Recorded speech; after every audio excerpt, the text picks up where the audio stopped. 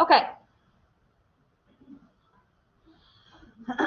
So when we left off on Monday, we had started working with one of the two subgroups under our class or superclass, right, our Osteichthyes, the actinopterygii.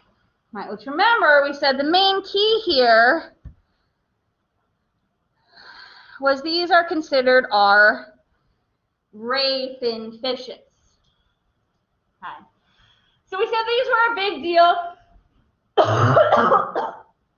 largely because while Osteichthyes themselves make up the bulk of diversity on the planet, right, being 25,000 or so of all of the species on the planet, then within that, right, our actinopterygii are making up the bulk of that, right? So when you're thinking of diversity, right, we're going to default think of bony fishes. And then when we're thinking of bony fishes, right, we're largely thinking of ray-finned fishes. Remember, the ray-finned fishes are largely set apart by having, okay, our fins set apart by having these spines or rays set about from top to bottom, right, throughout with the webbing in between, right? Okay, so we've seen this. Our Mexican gray perch that we handled for the last couple of weeks all had this.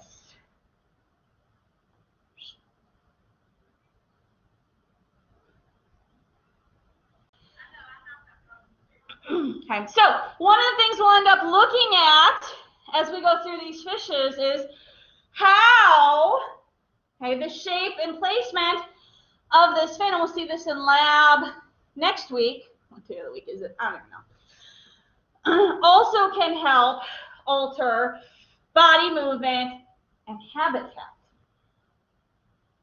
Okay, which is giving them the wide diversity that we see. Oops, my bad. Okay, so let's look at some of our features that we see in actinopterygii. So the first thing we want to talk about is scales. Okay, we've talked about scales a little bit before, so you see in grayed out, I have the one scale we've talked about in detail before, our placoid scales. Okay, where did we see placoid scales? On the sharks, good.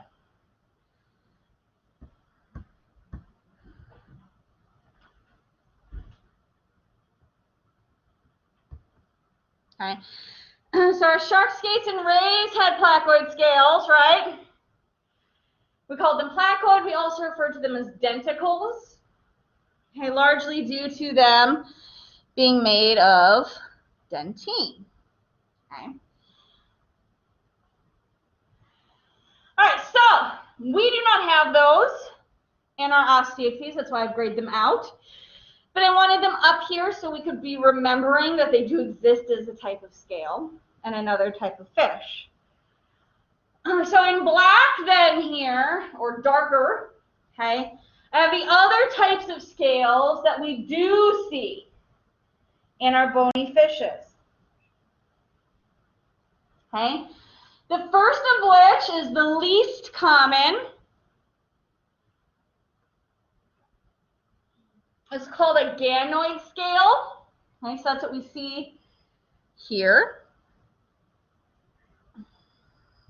Okay, looks a little bit like armor, like old school plated armor. Okay, or they look like maybe little like pegs, like from a light bright. You guys have light brights? Are those still around, or is that just like the world's most outdated reference? Okay, shh, Dr. Arnett. Okay, so the key, okay, is it's a bit like pushing pegs through a pegboard. Okay, that can't be. That still have to exist, right? So these are really heavy duty. So when we're calling them armor, like this is how it feels. They're heavy scale. So we'll get to see these next week as well. So these are very rare because they are so heavy. So only a handful of fishes have these.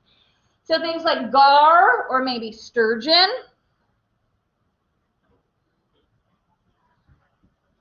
might have these. We have both of those to look at next week, so you'll get to handle and see them.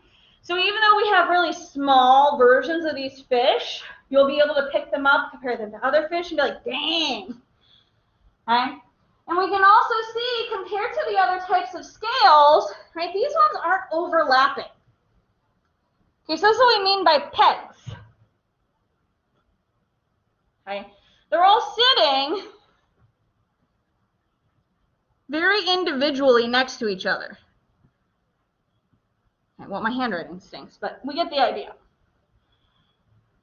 Okay, so we don't really need the overlapping because they are so thick, because they are so heavy. They are made of calcium, or a type of calcium phosphate. Right, so really, really heavy, very similar to the type of material that our bones are made of. Okay, which is where the weight is coming from. Also why we don't need the overlapping, because they're so tough, right? So they're very unlikely to be damaged. They're very unlikely to be ripped off because of the shape, right? They're very high in the middle. And then they taper down on all four sides. That's the name, the rhomboid business here. Okay. So this is a benefit we can imagine, right? This is really the strongest and toughest of all of these four types that we're going to look at. Okay, but what's the downside? Why would not all fishes have this? Right? These guys are like invincible. They're heavy and they take more energy than the usual. They're heavy and costly, right? Perfect. Okay, there's a huge cost associated with this. Okay, so organisms like the gar and the sturgeon, okay, are well protected. Okay, but there is a large cost associated with having this. Okay, they're expensive to make. Okay, I have to invest in that, so at the cost of maybe being able to reproduce earlier on, okay, because I have to put so much into my body. Okay, and they're super heavy. Okay, so moving around, lifting my butt out of the water, or higher in the water, I'm not coming out of the water, good gracious. Okay, that costs more. Okay, so we'll see, okay, both with the gar and with the sturgeon, that I need additional buoyancy features. So I'm just a heavy fish, right? It's hard to make me move. Okay, so remember, there's no perfect solution to anything, right? Nature is not perfect. So everything's going to have a cost and benefit analysis to it. So I'm a safer fish. It's going to be harder to eat me. Okay, we don't tend to go fishing for gar, for lots of reasons, quite frankly. I kind of mean fish. Okay? People do. Okay? People go fishing for sturgeon too. It's not that they don't. Okay? But more commonly, we tend to go fishing for things like trout. Right? Nice fish that are small, fat, and much easier to clean and catch. The skin of the gar looks like the shark. Like, you know that for a normal perch, the scales look like crunchy, I guess, I would say. But like for the shark that you touch it and it's not, you don't feel like they have scales. So it's similar in that way. Okay, and then, so what was your question about the gar? If their skin is similar to the shark's. Oh, exactly. sort of. So you guys will get to see this, but so her.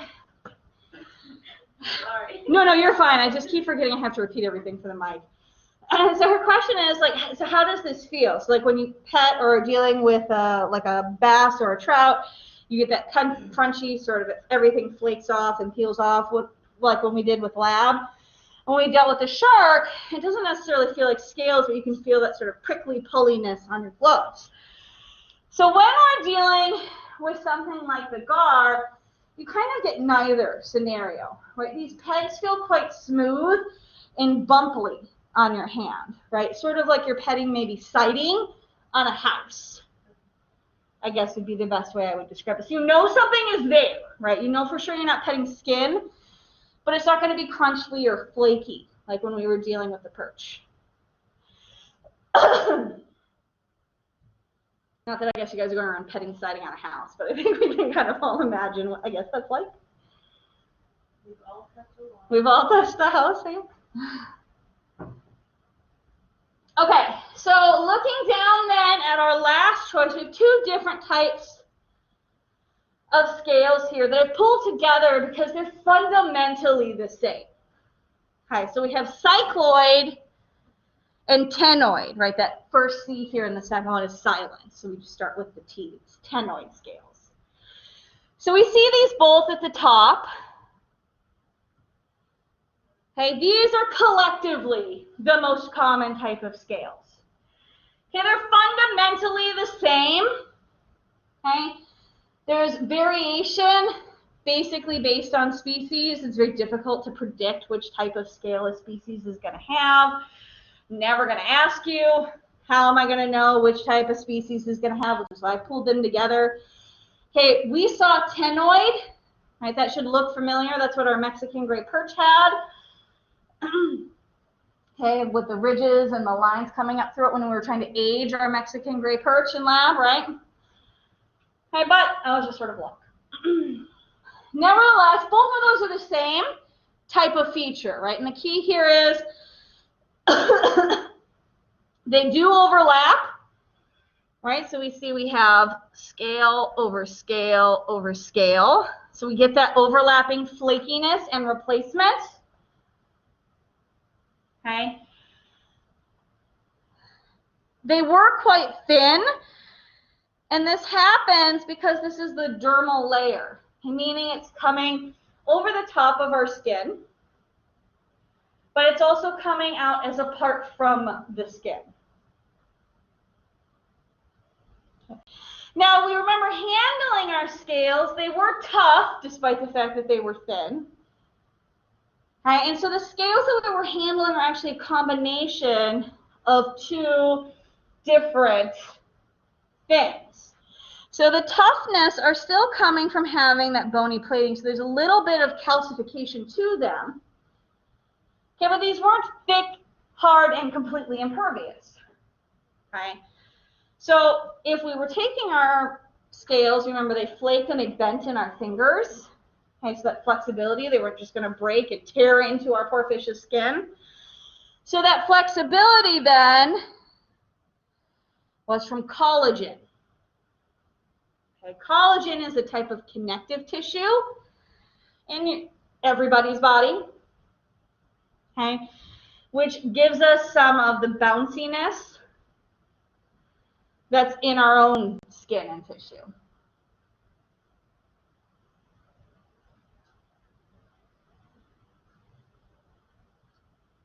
Okay, humans in particular have a lot in like their face. We have it throughout our body, but we have a lot in our face, which gives us our youthfulness.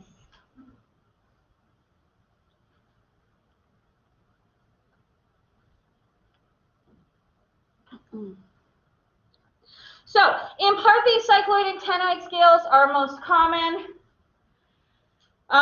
because they do that balance, like we talked about in lab, of being both very protective, right, as we saw, right, they were very difficult to cut through, they were a pain to deal with, right, but also they do have that replacement factor. So if they do lose their scales, okay, they're not naked in the sea without a paddle.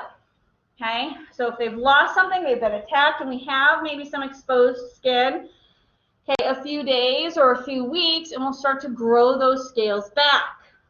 Okay, so we can regrow that protection area, okay, unlike the other two types of scales, which are heavy dutier, but if we lose them, then they're gone. Okay, so these are cheaper to make. Whoops. Our cycloid and ctenoid are cheaper to make, right? They're smaller, they're thinner, and we can keep making them as we need them. So they're like our nails, and they're part of, like, encrusted in the skin, but on top and then grow. Excellent, yeah. So good analogies. They're very similar in functionality to the way our nails are. They're made out of different components, but they function very similarly to the way our nails are.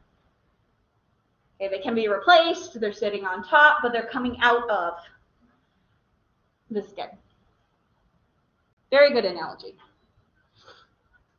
I tried to compare everything to the body, so I gotta remember it.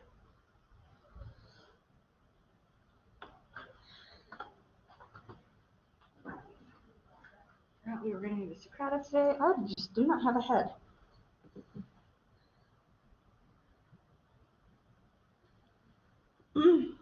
Okay, scales feel good.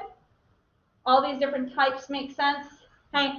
So the key when we're thinking about these things, and really anything, but particularly with these, is what's the benefit of each, right? And what's the disadvantage?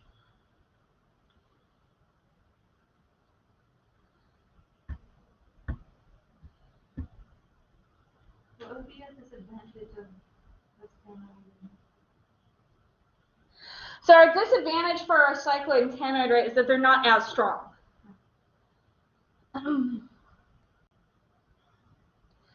So they are lighter weight, they are easier to make, but they're not going to offer us as much protection.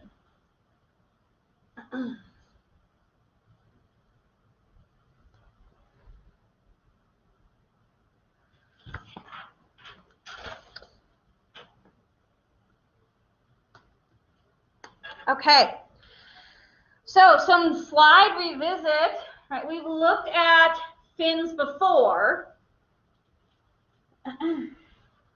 Okay, so when we saw this before, right, we were focused on the left-hand side of this because we were looking at this for chondrichthyes, right? So we were focused on the ceratotrichial fins, right, making airplane arms, very little flexibility, stuck right out to the side. This helps with buoyancy, right, flight in the water. Okay, now we're going to focus on the right-hand side of the slide. Okay, because now we're looking at the unique characteristics of Osteichthyes. So we can very easily compare back and forth. So remember, we already knew that these were ray fins. So now we're just going to put the proper term or definition with it. So ray fins are formally called lepidotrichial fins, okay, which is just the formal word that refers to this segmentation. Okay, so here are those same rays that were underneath that picture we looked at the very beginning of our actinopterygii. Okay, so then we would imagine having that webbing skin overlay. That's going to give them the flapping. Okay, but this gives us many features. Right, the fact that these spines, here are these rays, okay, are here, okay, give us flexibility, right? They're not hands, okay? But many of these fish are able to use this flexibility to their advantage, okay? Okay, both in the way that they sit, okay, we've talked about mud skippers that can kind of scooch around, okay? Fishes can also use this to sort of scoop out, dig nests. Okay, we talked a little bit about nest building and parental care when we talked about viviparity, oviparity, and ovoviviparity. Woo, say that 5 times fast. Okay, as well as they can actually use their fins collectively, right, to pick up rocks along with their mouths to put in or take out of the nests, which they can use for courtship. Okay, so they're not true hands, right? They're not going to use them to pick up things and maneuver them per se, but they're more flexible than you might imagine in an almost unsettling kind of way. Now that being said, right, they don't have arm and elbow joints, so they are grossly limited. It's sort of like imagining having hands stuck to the side of your body. Okay, and functioning around. So we have lots of hand flexibility with these lepidotrichial fins, but still very little that we can do with them. But we can move around where in our body they are, and that can also give us some flexibility with what we can do. And that'll be one thing we look at in lab next week.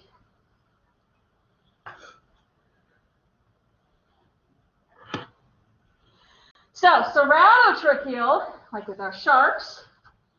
Okay, stuck, little airplane arms. Okay, lepidotrichial.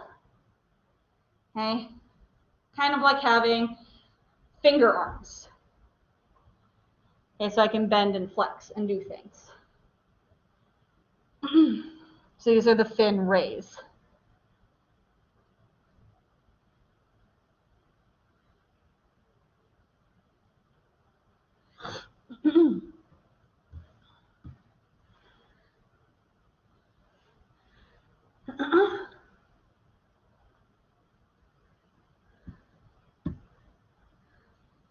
Feel good?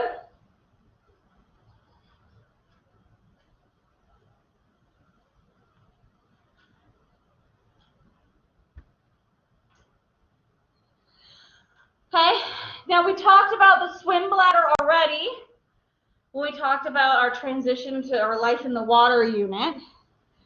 So we just want to remember that this is uniquely an Osteichthyes and specifically kind of an actinopterygii thing.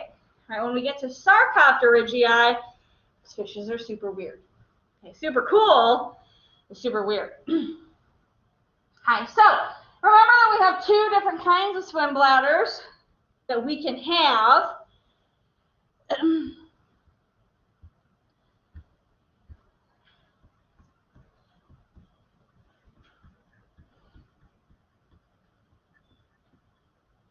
The phystostomous and the phystoclistus, right?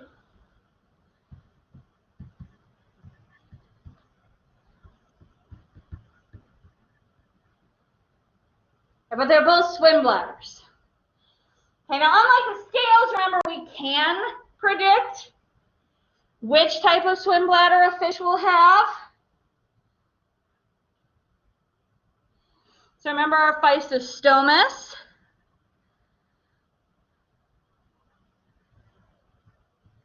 Is connected to the mouth and digestion.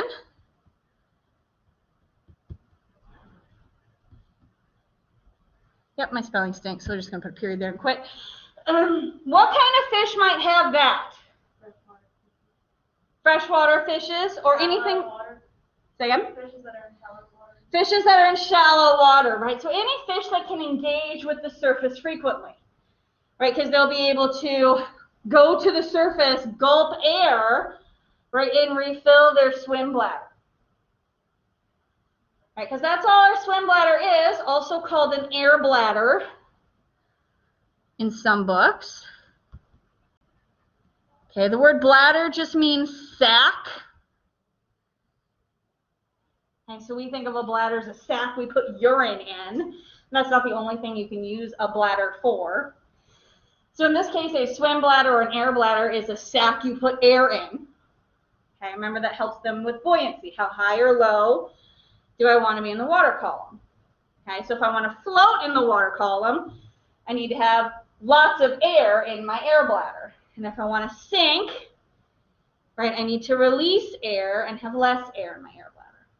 Okay, so for fishes with phystostomous swim bladders, I put air in my air bladder by swallowing air. But it also means I need to have access to that air to swallow. All right, so these will be shallow water fishes. If I'm a phystoclistus fish, okay, this means that I have glands, special glands, okay, that are going to help pull that air from my blood.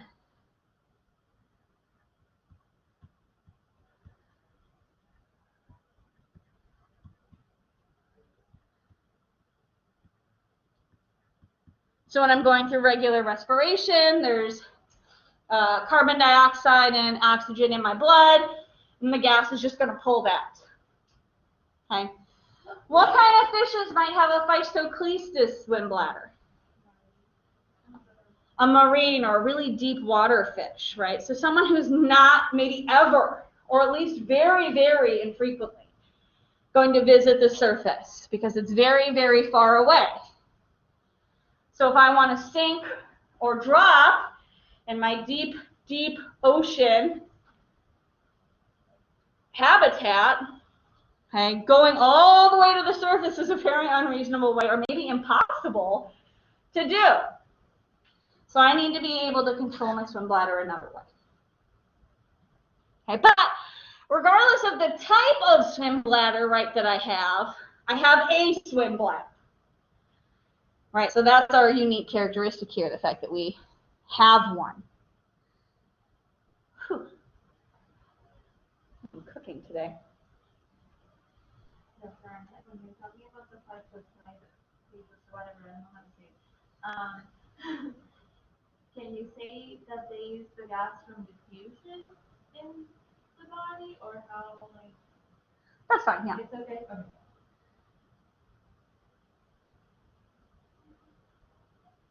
So she just asked for this one, the phystoclistus, if we could summarize that by saying they're using gas from diffusion to fill their air bladder.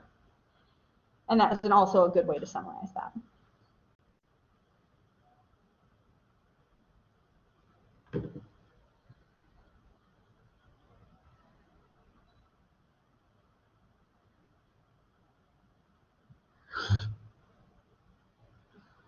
Any other questions about our swim bladders?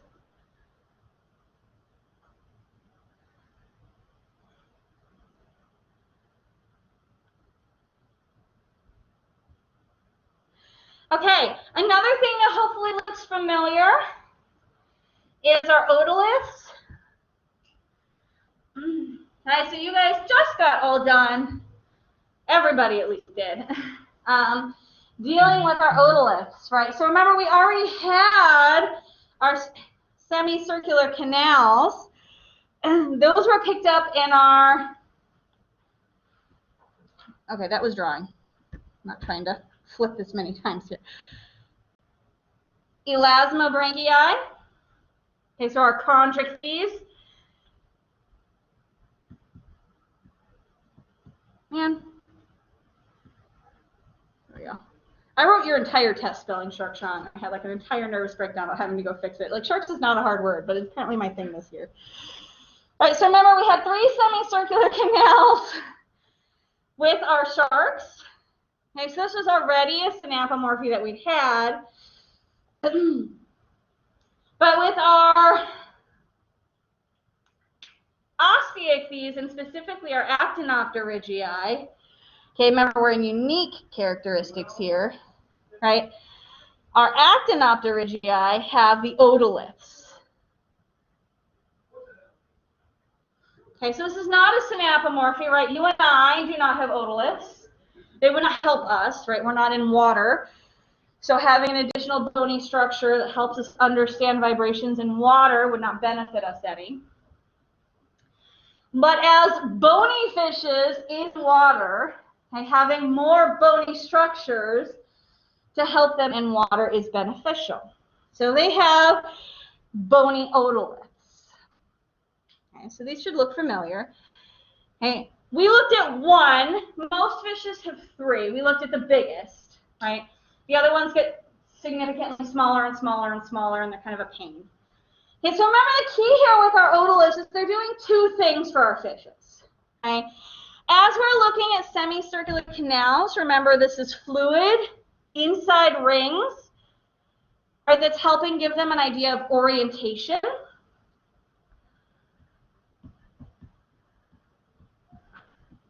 That's going to fall off. So orientation and balance is 1. Okay, now the semicircular canals already do this, but when you're looking at fluid inside a fluid medium, okay, it's only so effective. Okay, ours work really well because it's fluid and we're in air, so it's a little easier for us to be able to sense that difference. They work, but having another set in here, and here we've got a heavy weight inside a fluid medium, is really going to make that much more obvious, right? It's going to be a heavy-duty response. The other thing this is doing is vibrations and hearing.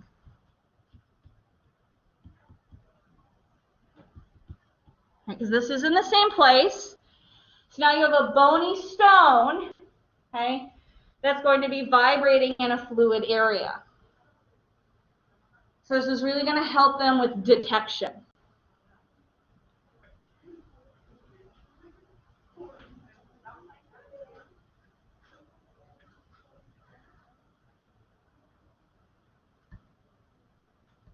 Is the fluid in there still called otolith? It's a type of lymph, yeah.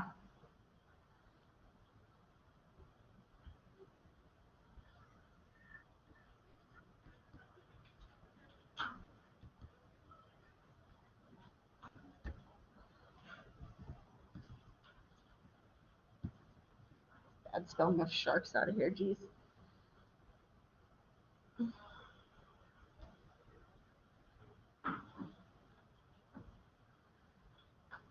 Okay, this is a good place to stop. This will allow us to pick up conversations about movement on Friday. This will be a nice clean start on a new topic.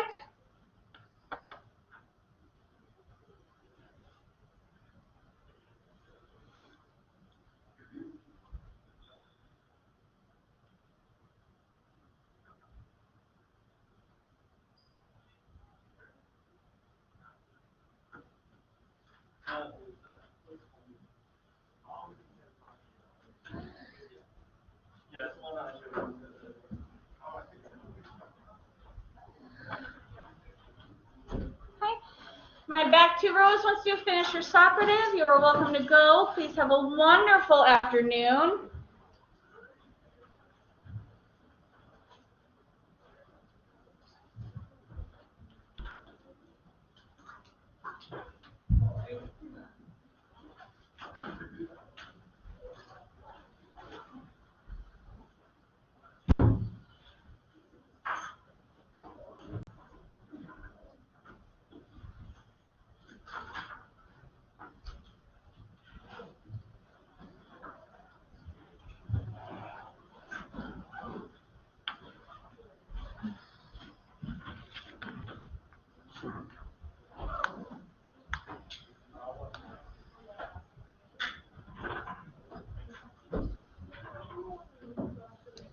And everyone else, you may also go. Please have a wonderful day. Miss Gray, how do you pronounce this? Zero typhlops. That's a heck of a species you got there, girl.